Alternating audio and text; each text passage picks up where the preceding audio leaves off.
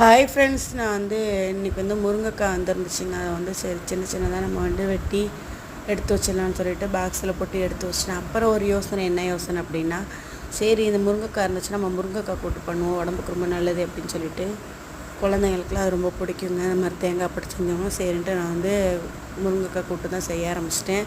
வாங்க எப்படி செய்கிறதுன்னு பார்க்கலாம். கொஞ்சமாக ஆயில் சேர்த்துடலாம், கடுகு கொஞ்சம், வெங்காயம் பல்லாரி வெங்காயம் தாங்க நான் யூஸ் பண்ணியிருக்கேன். நீங்கள் சின்ன வெங்காயம் இருந்தால் சின்ன வெங்காயம் நீங்கள் எடுத்துக்கலாம்.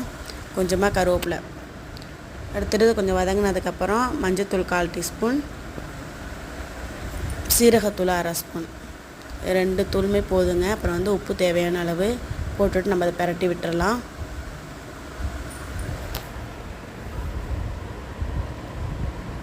பிரட்டி விட்டுட்டு நம்ம இப்போ கொஞ்சம் வதங்கினதுக்கப்புறம் நம்ம முருங்கைக்காய் எடுத்து வச்சுருக்கோம்ல, அதை சேர்த்துடலாம்.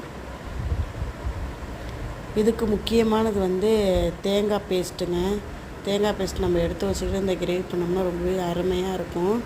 இப்போ முருங்கைக்காய் சேர்த்துட்டு ஒரு 1/2 டம்ளர் தண்ணி சேர்த்துடலாம்.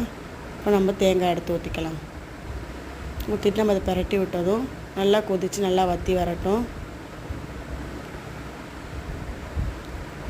பாருங்கள், நல்லா கொதித்து வற்றி வந்துருச்சு. இன்னொரு 10 நிமிஷம் இருந்தால் போதும். சூப்பரான முருங்கைக்காய் கூட்டு ரெடி ஆகிடுச்சிங்க. ஃபஸ்ட் டைம் என் வீடியோ பார்க்கணும், சப்ஸ்கிரைப் பண்ணுங்கள், ஷேர் பண்ணுங்கள், லைக் பண்ணுங்கள், கமெண்ட் பண்ணுங்கள். பெரிய வீடியோ நிறைய அப்லோட் பண்ணியிருக்கேன், அதையும் போய் பாருங்கள்.